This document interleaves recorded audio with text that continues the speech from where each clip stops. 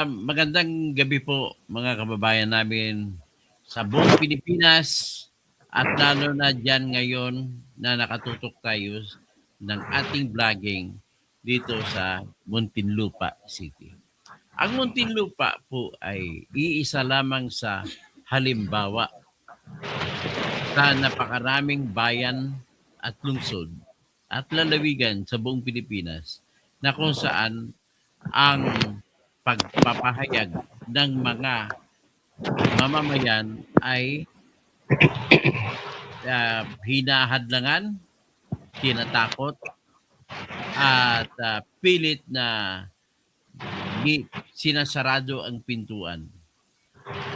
Ang ang pakanayang papapahayag po ay nagsimula pa ito sa panahon ng Espanyol na kung saan ang mga nauna nating mga bayani ay ang unang hinahanap ay ang kalayaan sa pagpapahayag bago natin sila sabihin, bago tayo mag-uusap kung anong klaseng pamahalaan ang meron tayo.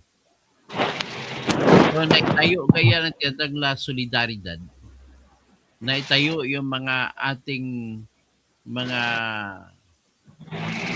sinaunang bayani. Nandun lagi sila sa Madrid, sa Espanya. Kasi yun naman ang sentro ng tingin natin nung araw, kagaya ngayon sa Amerika, sa Europe, ay nagbuo yung mga La Liga Filipina. Sila po yung sila ni Graciano Lopezaina, sila ni Marcelo H. Del Pilar, at yung pinakadakila natin na pintor na si Juan Luna, na siya naman po ay nagpahayag ng kanyang damdamin na nag-aalab para sa kalayaan ng mga Pilipino at Pilipinas sa pamamagitan ng kanyang pintor. At ginanyag siya na first prize, unang gantimpala para sa pandaigdigang paligsahan ng pagpipinta. Ang kanyang pinakamadakila na pinta ay ang tinatawag na spolarium. Ang spolarium ay isang, nakita mo, isang babae na duguan, isang nakita nyo ba yung sa yung mga warrior na mga Romano nung araw? Yung yan ang mga may nag-away sa arena, imbis na manok ang pagpapaaway, tao sa tao, magpatayan. Yun nung araw. So, yan ang subject matter ng spolarium ni Juan Luna. Dugo. Nakikita mo, ang ganda ng pagkapinta niya. So, yan po natin nakita kung gaano kahalaga ang sigaw ng kalayaan. Ang kalayaan po at katarungan at pagpapahayag ay hindi importante lamang sa mga mahihirap. Actually, mas maganda ito para sa mga mayayaman. Alam niyo ba kung bakit? Kasi kung mayaman ka na at patas ang batas, walang magnanakaw sa iyo na iba. Maprotektahan yung iyong sarili. Kung ikaw ay mayor, hindi mo pwede sabihin na ikaw ay magiging mayor lagi, kagaya kay Biason, nagagamitan mo ng dahas. Kahit kunwari mabait ka, pero dinadaan mo naman sa pera, sa pamamagitan ng pagbigay ng ayuda, at sa pamamagitan ng pagpapatahimik ng lahat ng mga sumisigaw. Nang dapat lahat ay patas, dapat lahat ay tapat sa serbisyo. Sa pamamagitan naman ng pagbibigay ng pera, bubusalan ang mga bibig at isipan ng mga piskalya at judge. So, ang tatalakay natin ngayon, ipapakita natin ehemplo ng isang kasamaan na resulta ng tinatag na batas sa Local Government Code na Section 458. Sa Section 458 po, ay makikita mo dyan na pinapayagan ang mga bayan o ang lalawigan o ang syudad na magbibigay ng allowance sa mga kakawani ng nasyonal na nakatalaga sa lokal. Gaya ng mga national na mga nakatalaga ng mga judge pero naka-assign sa Muntinlupa. Gaya ng mga prosecutor, tinalagay ng Office of the President pero nakatalaga sa Muntinlupa. So ngayon, dahil dyan, ay binibigyan, dahil sa batas, ay binibigyan ng allowances ng bawat lungsod o bawat lalawigan o bawat bayan ang mga kawani ng national na nakatalaga sa kanilang lokal. Sa particular sa Muntinlupa, ang mga judge ay binibigyan ng 30,000 kada buwan. Ang mga piskal, ganun din binibigyan 30,000 kada buwan. Iniisip ko, ganon din ang PAW binibigyan din. Ang tanong ko naman ngayon, una sa punto ng pagka pantay-pantay na serbisyo. Bakit yung mga kawani na taga Muntinlupa mismo, lokal na kawani, marami dyan panay job order, panay contract of service. Alam mo ba yan, Daddy Bert, ang job order, ibig sabihin, tsaka contract of service? Oo, alam ko po. Yung mga empleyado na hindi regular employees. Wala po silang benepisyo. Hindi po sila, wala silang karapatan na sumigaw na bigyan nyo kami ng 13th month pay o bonus. Sila yung mga taong walang karapatan sumigaw na bigyan nyo kaming overtime. Sila po yung tao na kung matigil na ang kontrata sa anim na buwan, it's a pera. Maliban lamang kung ikaw ay mahal ng politiko, babalik ka. Masama pa ngayon sa ibang mga lokalidad eh. May alam ako sa Maynila. Bawat konsihal binibigyan ng alokasyon na tag 50 hanggang 100 na pwedeng kumuha ng tao na job orders. Kung malapit ka sa mayor, ang magiging alokasyon mo na pwede mo kukunin ng empleyado ay na gawing job orders ay 200 hanggang 300. Pero kung mahina ka, 50 ka lang. Pero ano ang mga kwento sa ligot na yan na alam ko personal? Yung sahod para sa isang job order employee, ihatiin mo sa 3. So magiging times 3 ang empleyado mo. So kung binigyan ka, halimbawa malakas ka sa mayor, bibigyan ka ng 300 na alokasyon na job order, magiging 900 yun. Pero yung ibang konsehal, mas malupit pa, Daddy Bert. Hatiin sa 3 ang sweldo para sa isang tao, ang 2 isisweldo sa tao kasi yung halimbawa 300 ang alokasyon, magha-hire siya ngayon ng 600. Bibigyan sweldo. Ang pangatlo ay bubulsa ng konsyel. Ganun po yan dyan. Sa tingin ko, ganun din na nangyayari sa Muntinlupa. Kalakaran na yan. So ngayon, para walang pupuna sa mga ganon, ay kailangan nila na ang mga mamamayan na makadiscover na magrereklamo ay kailangan masusupil nila na hindi nagsalita. So ang isang paraan pinakamabisa na ginagawa nila na yan ay common hanggang sa ibang lugar, bibigyan nila ngayon ng allowance ang piskal at korte para kung sino ang kagaya mo, Daddy Bert, na magsasalita laban sa sistema, ay kakasuhan ka ngayon na kahit na walang level na nangyari, ay sasabihin ng piskal may prima facie evidence, kaya dapat iakyat sa korte ang iyong kaso. Pagdating sa korte, ang judge naman ay tumatanggap din ng pera buwan-buwan galing sa munisipyo. Sabi nga ng kaibigan natin na si Engineer De La Cruz, ay hindi lang allowance, pati gasolina pa kinukuha nila sa munisipyo. Ganun kalupit. Ibig sabihin, tama ba yan? Sa mga tao na kung saan sila inaasahan na magbibigay ng katarungan para sa bayan, ay sila mismo ang tinatawag na maglalabis sa kanilang katungkulan sa pamamagitan ng kukuha ng gasolina na libre sa isang buwan para sa kanilang sasakyan at para sa kanilang mga bodyguards. Kukuha kayo ng allowance mula sa city. Alam mo ba kung magkano ang sweldo ng isang judge? Mhm. Bert, Ay, hindi po. uniforme yan sa judge sa buong Pilipinas. Ang RTC judge, 200,000 pesos kada buwan. Hindi pa sapat yan sa kanila. Ang mga MTC judge, 150,000 judge. Tinatansya ko lang. 150,000.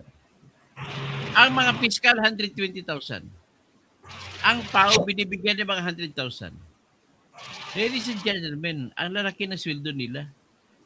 Wala ba silang obligasyon na magiging patas man lamang sa lahat ng usapin sa batas? Dito, ipakita ko sa inyo na ang tanong namin na yan ay sa tingin ko, masasagot nyo na walang patas na laban sa ating mahal na Pilipinas. Pakita natin ang ehemplo nito kay Daddy Bert. Si Daddy Bert, yung kaharap ko ngayon, isang vlogger ito, pinakamatinding vlogger sa Muntinlupa. At 3 opisyal na ng bayan ng Muntinlupa ang kumakaso sa kanya ng libelo. Lahat ng mga kaso ay walang kwenta, hindi mo masasabi na mayroong libel kasi lahat ng sinabi niya sa kanyang live stream ay puro pagpupuna sa mga ginagawa ng mga opisyal na salaula. Kaya si Mayor Biason, kagaya yung kanyang deputy, kanyang administrator, city administrator na si Engineer Alan Alan Cachuela. Parehong Alan Ampaya. Alan Angel Cachuela. Yung isa, Alan Presidente Ampaya. Allen. Allen Ampaya. Puro mga salaula pa ng mga Allen, no? So, ang kaso naman kay Biason, nagsimula po ito sa panahon ng mga eleksyon. Namumuna lamang si Daddy Bert sa kanyang ginagawa dahil wala siyang kalaban sa pakuntis sa pagkamayor, ay nagbigay siya ng suporta kay Vice Mayoral Candidate Allen Presidente Ampaya. At ang ginawa niya isa sa ginawang suporta ay nag-produce siya ng isang video na kunwari gano'n siya, ganon, pero walang sound. Nang gano'n niya, nilagay, bakit ko iboboto si Allen Ampaya? Ito, turo niya, ganon. Guwapo. Isa, yan, maraming pera. Yung isa, madaling lapitan. Tapos isa, hindi mahirap hanapin. Parang gano'n ba? Ang ginawa naman ni Daddy Bert dito, which is pure criticism, which is in the class of sa loob ng klase o isang matatawag natin na klase ng pagpamumuna na nakapapaloob sa iniisip ni Justice George Walcon na sinasabi niya na ang mga opisyal ng bayan at patungkol sa mga kritisismo patungkol sa kanilang trabaho ay wala silang karapatan magiging balat sibuyas. Ito mga balat sibuyas eh. Tinatanong na lang. Ang ginawa kasi ni Daddy Bert kay Biason ay hindi yan. Ang totoo niyan, iba yung vice mayoral candidate niya. O si Baring at sino ba isang tumakbo? Si Sindak? Si Temi Simundak. Pinalitan niya ang teksto. Hindi po yan falsifikasyon. Hindi po yan panlay, kundi kritisismo. Freedom of expression. Ang tinatawag ang tao, ang problema nito sa bayan natin, laging totoo ang ating buhay. Ang kalayaan ay ganito laging katotohanan. Ang kalayaan ay ipinaglalaban ng mga api. hindi po ito binibigay ng mga mang-aapi. Yan lagi ang katotohanan. Kaya, nung bago pinatay yung hari ng Scotland na kalaban ng England, papatay na siya. Sumigaw siya ng freedom! Ganun. Ibig sabihin, ang salitang freedom o kalayaan ay common sa lahat ng tao sa mundo na naghanap ng kalayaan. At ang kalayaan ay masasabi mo na merong kalayaan kung ikaw ay malaya magsalita. Malaya magtrabaho kung anong gusto mong gawin. Malaya ka makapagkandidato kung gusto mo kumandidato. Ganun usapin ng kalayaan. Ngayon, pag-usapan naman natin ngayon, itong patungkol sa anong ginawa naman ni mayaman na ngayon na dati pangit ang bahay, ngayon sobrang ganda ng bahay, may restaurant pa. Si Engineer Alan Angel Cachuela. Tinatanong lamang siya kung saan ang galing ang pera na pinatayo niya sa kanyang bahay. Hindi sinasabi ni Daddy Bert na ninakaw niya. Sinasabi lang saan ang galing yan. Ganun na kasimple ang tanong.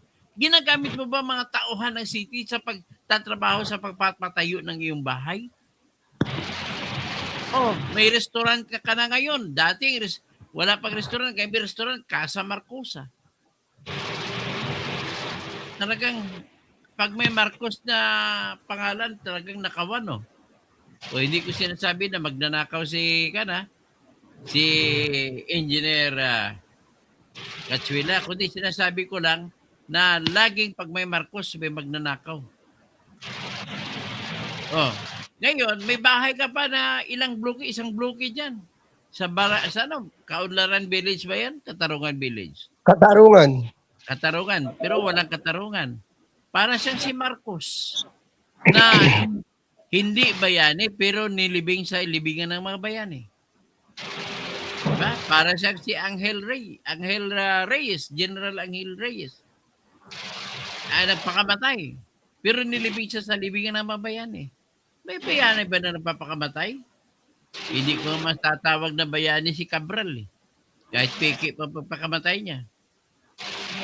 Yan lang, no? Pagkatapos itong huli na subject matter ng ating discussion ay yung si Allen Fresnedi Ampaya na siyang kasalukuyang ex-officio sangguniang panlungsod member sapagkat siya po ang chairman ng Association of Barangay Chairman.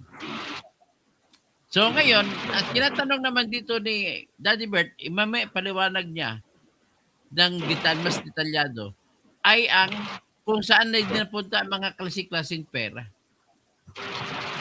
Lahat po sila, anong common sa tatlong opisyal nito, lahat sila nasampa ng kaso. Lahat ng kaso sinampa nila ay libel, cyber libel. Pareho lang libel, tsaka cyber libel. Ang pagkakaiba lang ay, ang cyber libel, sa sokbed mo, sa social media mo pinalabas. Hindi sa dyaryo. Kasi obsolete ng dyaryo ngayon eh.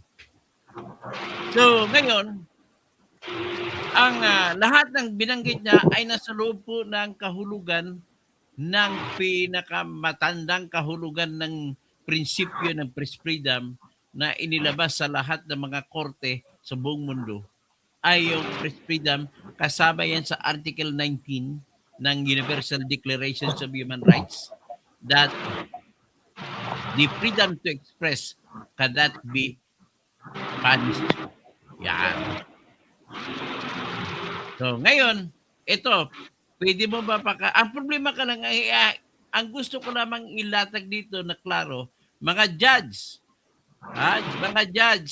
pinapakiusapan ko, judge lahat ng Pilipinas, lalo na sa Muntinlupa, makinig kayo. Lahat po ng mga piskalya, makinig kayo. Hindi ba pangit tingnan na tumatanggap kayo ng allowance mula sa city?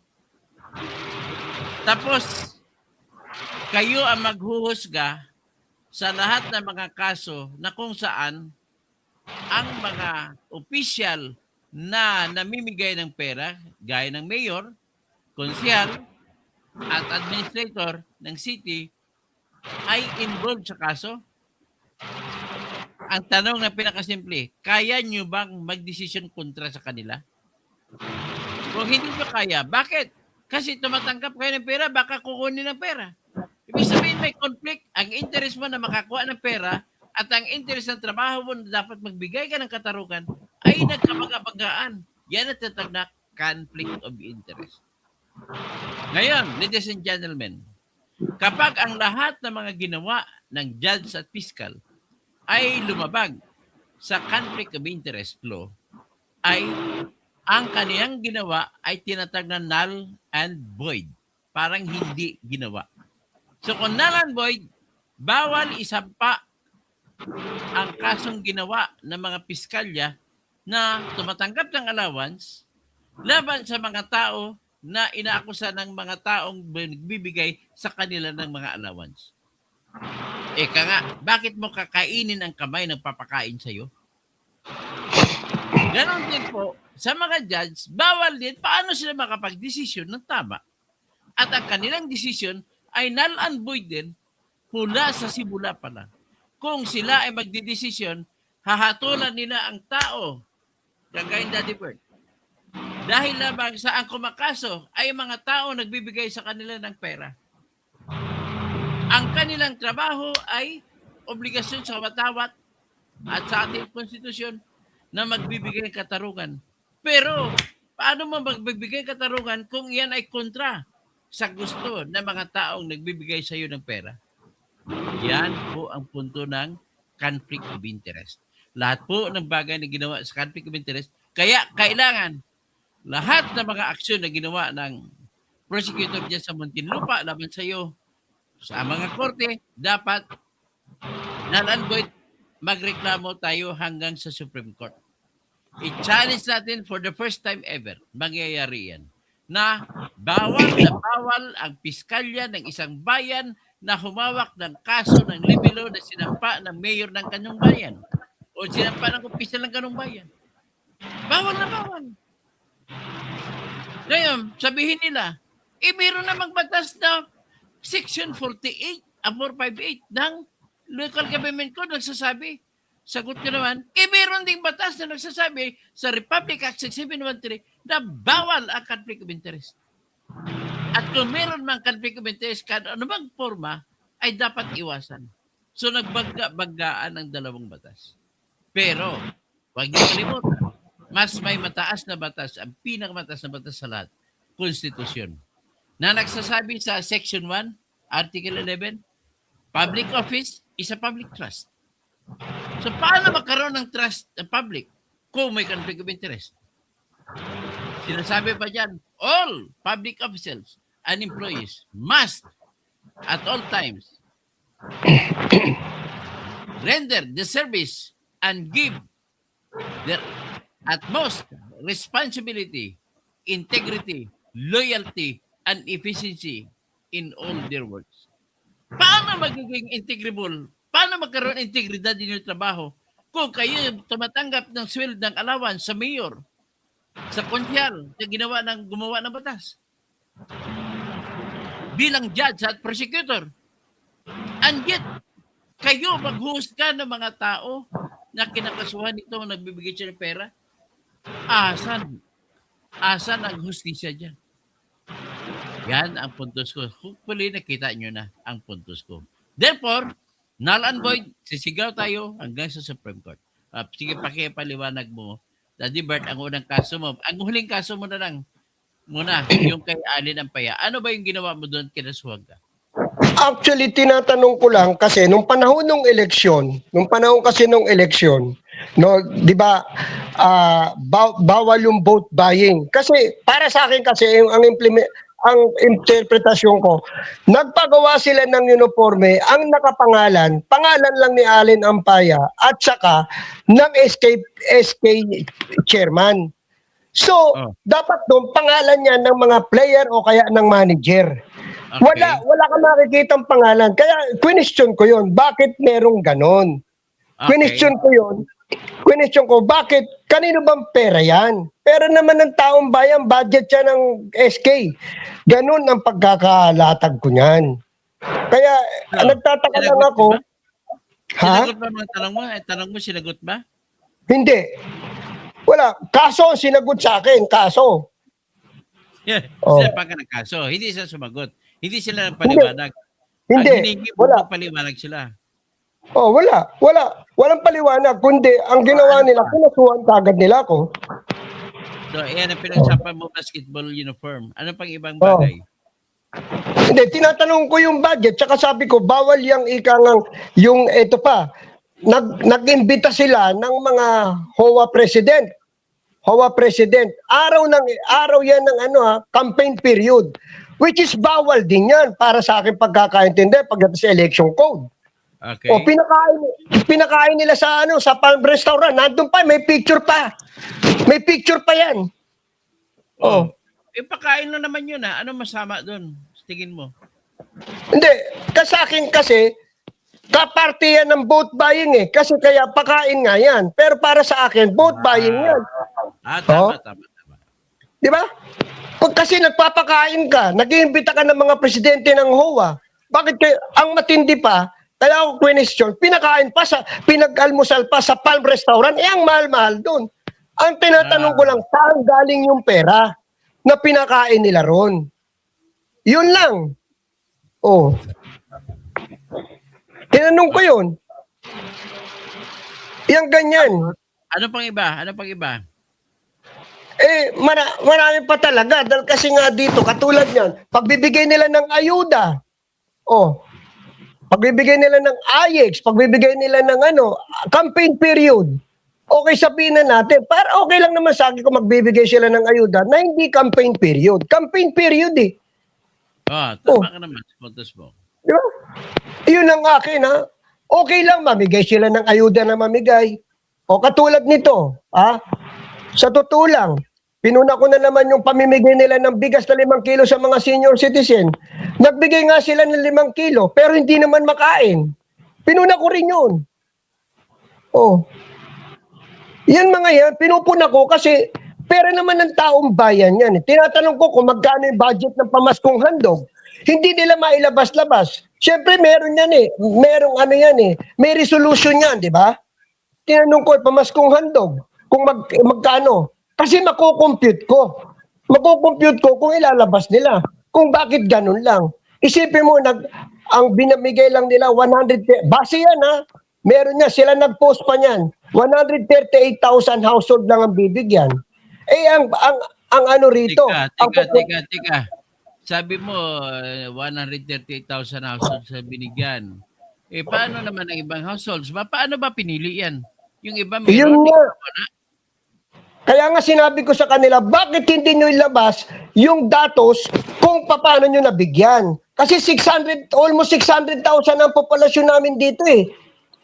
Engineer eh. Almost 600,000 ha. Tapos kaya ka tinatanong ko, 138,000 household lang.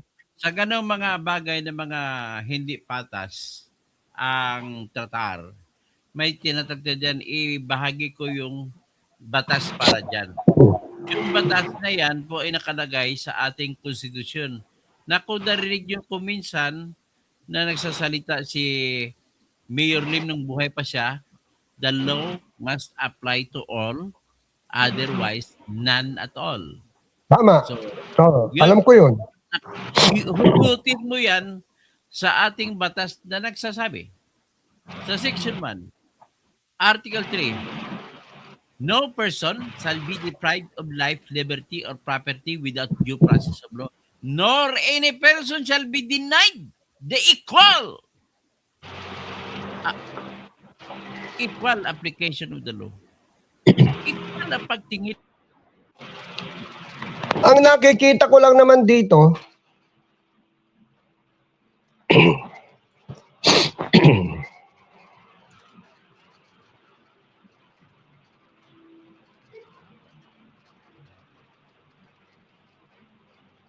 Hello, Daddy Bert, wala lang ako pero balik naman tayo. Lagi may nag-hack sa akin. Engineer, ang ano ko lang naman dito, ang aking malaking ano, para sa akin opinion ko 'to. Harassment na lang ang ginagawa nila sa akin eh, para Para, sumuko ako eh. anong Oh. pakay sa tingin mo? Bakit ka hinaras? Anong pakay sa tingin mo? Eh, ang pakay nila para tumigil ako. Eh, kaso hindi nila ako mapatigil, hindi nila ako mabusalan. Ako Ayun. magpapakulong ako. Magpapakulong Yun. ako. Kung na kailangan makulong. Pero hindi ako titigil. Na ipinaglalaban ko, engineer. Hindi ko ako titigil. Ako titigil. Sige, Bakit? punta naman tayo kay Katsuela. Ano bang ginawa mo, Katsuela, at kinasuhan ka naman at tinanggap, inaprubahan na naman ng piskalya at saka korte? Ito. Kaya nga, pinakita ko yung ano ng Marcos Tinanong ko. Tinanong ko. Hindi naman ganun dati kaganda yan. Tinatanong ko saan galing ang pera. Yung bahay niya pinagawa sa Katarungan, tinanong ko rin kung saan galing ang pera. At tapos, saan galing yung ano? Saan galing yung pinansasabong niya? At meron akong testigo dyan na talagang nagsasabong siya. Naku, Oh. pati pansabong. Kinukuha sa Oh. pera ng bayan. At nagsasabong siya. Hindi ko sinasabing hindi ko siya, pero tinatanong ko lang, saan galing ang pera mo na pinansasabong mo? At meron akong witness dyan. Ganun ba? Makakapag-witness yan. Makakapag-witness si Engineer Ian de la Cruz, makakapag-witness yan sa akin. Na talaga nagsasabong siya. Eh, kung nagsasabong, baka pera niya, dala niya. Kahit pa sabihin mong pera, bawal di ba yan sa isang opisyales? Tama ka naman, tama ka naman. Di ba? Di Bawal ba yan. may Sabihin picture? natin sarili niya ng pera yan. Sabihin na natin sarili niya ng pera yan. Ngayon may picture, papicturean mo, kunan niyo ng video para kakasuhan natin. Meron siyang mga taga-taya dyan. Hindi nga siya, pero alam na alam ng buong Muntinlupa yan, ng mga sabungero. Walang pwedeng deny dyan. Na kung pumago yan, malaki. May Grabe. witness. Yan. Masama. Sa ano ba, natatalo na addict din ba siya sa scatter? Hindi pa natin hindi alam ko lang- yan, iba pa yan ang sabong, iba pa yung scatter. Kaya nga, hindi ko lang po alam. Pero kaya lang, pasasabong yan, ang alam ko. Kung ano lang yung alam ko, tinatanong ko lang naman saan galing ang pera? Kasi kung pera ng taong bayan yan, kung pera ng taong bayan. Ba't ayaw sagutin? Hindi ko alam. Kaya nga kasi dyan sila nagagalit, kaya doon nila ako gustong busalan. Ako naman talagang kahit pa sabihin mong PWD ako, lalaban at lalaban ako talaga sa kanila. Lalaban ako. Kahit magkakulong-kulong ako. Malantad lang yung mga ginagawa nila na yan. Okay. Very good, very good. Lalantad ako. Hindi ako natatakot sa mga yan. Okay, so naipaliwanag ko na kung anong ginawa mo kay Mayor. So lahat ito po, nais ko lang masasabi, ako bilang kalaman ko, sabihin ko na na sanay ako sa labanan sa korte bilang trial lawyer. At lahat po ng kasong libel, wala pa akong naitalo. Naipanalo ko lahat. Ang lahat ng mga kasong libel na sinampa laban kay Percy Lapid, naipanalo ko lahat. Lahat ng libel case na sinampa laban sa akin, ay naipanalo ko lahat. Ang pinakahuli, itong nakaraang July lang, naipanalo ko. August. Ako pang gumawa ng counting doctrine sa Supreme Court na kung saan ang lahat ng mga cyber libel ay 1 taon mo lang pwede isampa. Okay? Meron pa akong tanong. Engineer, meron lang akong tanong. Ang tanong ko, pwede ba silang kasuhan ng disbarment yan sa ginagawa ng mga piskal at ng mga Okay, pwede mo sila kasuhan ng disbarment sapagkat hindi nila inaalintana na mayroong batas na conflict of interest. Sige, So, ngayon- magkakaso ko. Okay, ngayon, pwede na sabihin nila, hindi naman natin masabi kasi meron na namang otorisado kami tumanggap sa ilalim ng Section 458 ng Republic Act 7160. Sagutin naman natin. Alam naman niya yan. Abogado kayo. Alam nyo kapag ang batas ay conflict of interest, laban sa ating konstitusyon. Alin ang mas mataas na batas? Konstitusyon o yung local government code? Mas mataas ang konstitusyon. Kaya dapat nyo sundin konstitusyon. At dahil sa hindi sinunod, hindi nyo pwede ikatwiran na hindi nyo alam ang batas because ignorance of the law excuses no one Tama. from compliance therewith. Ang tawag sa Latin yan,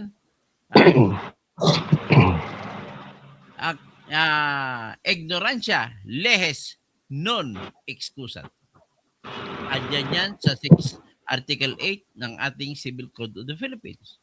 So, pwede sila ngayon mapaparusahan dahil iyan ay paglabag sa batas. Grave misconduct yan. At madidisbar pa sila. Matatanggal pa sila sa pagkapwesto ng judge at saka fiscal. Yan ang mangyayari sa kanila. Kaya kayo mga fiscal, judge na nakikinig ngayon, start thinking. Huwag nyo nang tanggapin. Pwede naman kayo tumanggap ng allowance, pero kapag panahon na ang kaso ay nag-i-involve o nagtutungkol sa kaso na sinampa ni mayor, sinampa ni konsehal, sinampa ng mga government, ng mga city councils officials at mga city executive officers, chief of police ng mundang city, ay dapat mag-inhibit kayo lahat, ipasa nyo doon sa kasunod na bayan, katabing bayan. Yung katabing bayan, yun ang pagpapadesisyon nyo. Yun ang maghahatol, hindi kayo. Naintindihan nyo na? Pwede Opo. naman yan tumanggap kayo, pero wala kayong karapatan magdesisyon. At nais ko rin lang, i-take advantage itong panahon na ito, na ganon din po ang nangyayari sa Bulacan Province. Ang Bulacan Province po ay nagbibigay ng allowances sa mga judges at fiscal para sa mga provincial judges. Provincial tsaka provincial fiscal. Ngayon, may kaibigan ako doon na newsman na kasama ko na matagal na sa People's Journal Tonight. At siya ay kinasuhan ng libel ng gobernador ng Bulacan na si Daniel Fernando. Alam niyo ang pagkaso? Saan ang galing? Ito yung pinakaunang kaso. Number 1, nag-umpisa lamang ito sa sinulat niya, artikulo ng title ay State of Stupidity. Ang artikulo ay nagdi-discuss kung gaano ka-incompetent si Governor Daniel Fernando. Pinakasuhan niya. Ngayon, ang isang kaso doon, nagsimula sa ang State of Stupidity ay naisulat matapos na pinahanap ni Governor Daniel Fernando ang may-ari ng jeep. Ano yung jeep? Dati Bird. Ang jeep na yon, sa likod, sa estribo, may nakasulat na sa ikauunlad ng Bulacan, kalibugan ay iwasan. Nasaktan si Daniel Fernando kasi alam mo naman siguro, sikat ito sa Scorpio Nights dati. Oo. Siya pa yung nagaganon-ganon doon sa pelikula, di ba? Oo. Kaya nasaktan siya, pinatawag niya yung may-ari. Ang may-ari, babae. Pinahanap sa traffic, sa mga provincial traffic officers. Nang makita na, pinagalitan. At pinatanggal yung estribo. Pinabalita ko. Ngayon, dahil doon, tinawag yun ni Orlan Mauricio na isang matagal ng writer na State of Stupidity. Kasi nasa Biden, sa baha lagi sa Bulacan. Na dahil doon, sinabi niya, bakit ka magagalit? Kasi nagalit siya minsan, ikaw ba yun, hindi ka naman, hindi naman kita tinatawag na baog. Kasi ang baog ay yung mga lalaki na walang anak. Hindi ka naman bakla. Kasi yung mga bakla, yung mga babae, walang asawa. Nagkataon na wala rin mga asawa, pinapakilala si gobernador sa Bulacan. Wala rin anak pinapakilala. Nasaktan siya. Ganon ang kaso. Ganon ba siya? Ibig sabihin, state of stupidity ang lahat-lahat. So, paano unad ang ating bayan sa kaisipan na walang magnanakaw sa bawat antas ng ating pamahalaan? Kung pipigilan natin ang lahat ng namumuna.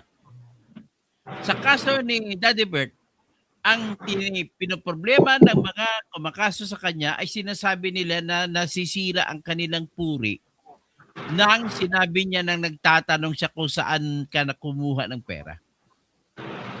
Sa kanila parang ang tanong nga, yung dating sa kanila ay, nagnakaw ba ako? Nagtatanong lang eh. Hindi naman yan nagsasabi na nagnakaw ka, tinatanong ka lang kung saan nanggaling. Kaya parang ganito, o ano, magkano? Sino? Kanino? Mga ganon mga tanong lang yan. At hindi naman offensive yan kung talagang ikaw ay malinis ang konsensya. Sabi nga ni Justice George Malcolm, kung malinis ang konsensya mo, yung kalinisan ng konsensya ay magsisilbi na isang langis na pupunasan ang iyong kaisipan para mawala ang galit sa iyong dibdib. Ganon bang sinasabi? So, ngayon, ang tinatawag na paninirang puri ay yung walang ibang pakay kundi manirang puri at hindi totoo ang binabanggit sa pagsisirang puri. Pero kung ang pakay na binabanggit mo nakasasakit man ng damdamin, pero ang pakay ay para sa interes ng mamamayan, nakakararabihan, yan po ay tinatawag naming privileged communication. In fact, sa napakahaba-habang mga desisyon ng Korte ng Pilipinas at ng ibang bansa, kasama na dyan ang United States Supreme Court, sa New York Times versus Soliman, at sa atin ang pinakamatanyag dyan, ang Gingging versus Court of Appeals, na may docket number na GR number 128959 na inilabas noong September 30, 2005 ay nagsasabi na bago mo hatulan ang isang tao sa pagkakasala ng libel ay dapat ipakita mo muna na ang sumulat o ang nag-vlog ay nagsasalita ng isang bagay na hindi totoo o di kaya opinion na nakabase sa bagay na hindi totoo. Pangalawa, kailangan mo pa rin mapapatunayan, hindi sapat na mayroong napatunayan mo yan. Kailangan patunayan mo pa na alam niya pala na hindi totoo. Kung hindi mo mapapatunayan yan, hindi ka mananalo na ikaw na public official na nagkakaso. So ngayon, may problema yung tatlong kalaban mo. Matutuloy man sa ibang lungsod, halimbawa katabi Pasay, matutuloy man ang kaso, kailangan patunayan ni Allen Ampaya na hindi totoo na namigay siya ng pera o namigay ng patayo siya ng nagpagawa siya ng uniforme sa basketball. At patunayan din ni Katsuela na hindi nanggaling sa city ang pera sa pinagawa niya kanyang restaurant at kanyang bahay. At patunayan din ni Mayor Biason sa kanyang kaso na ikaw ay nagsisinungaling nung nagsabi ka, nag-edit ka na ganito. Yan ay expression, hindi pagsisinungaling yan. Opinion mo yan. Ang opinion mo po ay hindi maaring magiging untrue or true. Ang pwede na maging true or untrue ay facts, detalye. Kaya nga, fake news na bagay kung hindi totoo. Pero pag opinion ko yan eh. May magagawa ka ba? Everybody is entitled to his opinion. Kaya hindi ka pwede i-convict. Ganon, naipaliwanag ko na sa lahat. So ikaw, may pag-anak ko pa, may sasabi ka ba sa ating kababayan? Engineer, kasi ganito, no? Pag nagla-live ako, kasi marami sa akin mga followers ko, Daddy, mag-iingat ka. Daddy, yung mga kalaban mo, ganun, mag-iingat ka. Kaya sinasabi ko naman, personal ko sinasabi sa live ko, pag may pumatay sa akin, wala naman ibang pwedeng pumatay sa akin, wala naman akong kaaway eh. Kung hindi, naglalahad lang ako kung ano yung katotohanan dito sa lungsod ng Muntinlupa. Ganyan. Oh. Yan. Sige. Huwag naman tayo banggit naman patay. Negative yan eh. Alam mo bakit? Oh. Yung isang vlogger at kasi station manager doon sa Calamba, Misamis Occidental, habang nagla-live ay binaril, patay. Siya ang unang vlogger na pinatay na nagla-live. Mm. Pangalawang vlogger na namatay na nagla-live ay si Kapitan, Barangay Kapitan, Bukol. Dudong Bukol, doon sa Oo. Barangay 3 de Mayo sa Digo City, Davao del Sur. So lahat, isa lang ang combo natin dito, nagsasalita ka lang ng nagpupuna ka lang ng mga bagay na nakikita mo na ay mali. Which is karapatan Opo. mo yun. Yun nga po, talagang pinupuna ko lang kasi dito halos yung mga tao takot na. Takot na po, Oh, yan. engineer. Kaya nga, sabi nga ng mga aktivista kung hindi ako, sino? Oh. Kung hindi tayo, sino? Kung hindi ngayon, kailan? Diba? Parang gano'n lang yun Opo. Kung hindi si Biason, si Ampaya, at saka si Katsuila, sino? Eh, Sino pa? Manindigan. kaya ako naninindigan po talaga ako. Nagtatanong lang ako kasi dapat katulad ng mga budget na yan, tinatanong ko. Oh. Ito, karapatan ko yun dahil taxpayer ako.